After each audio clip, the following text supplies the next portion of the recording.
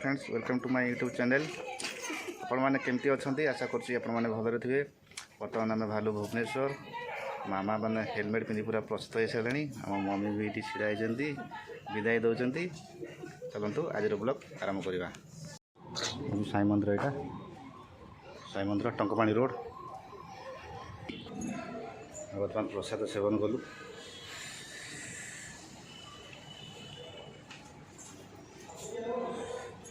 प्रसाद seven कलु यहाँ साई मंदिर दोष तो प्रसाद सेवन बर्तमान आम साई मंदिर रे प्रसाद सेवन रूम रे अच्छु। बर्तमान समस्ते खाऊँ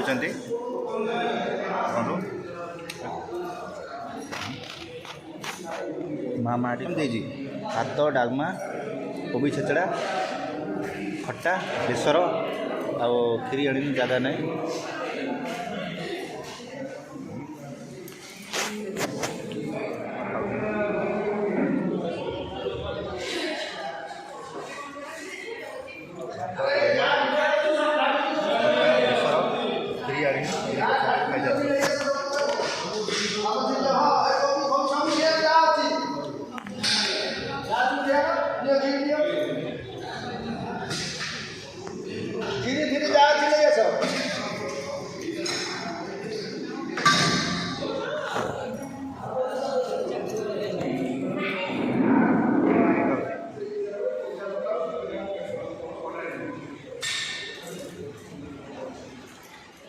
बाहर साई मंदिर देखते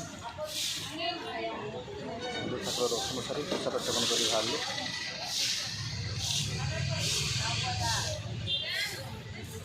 दुकान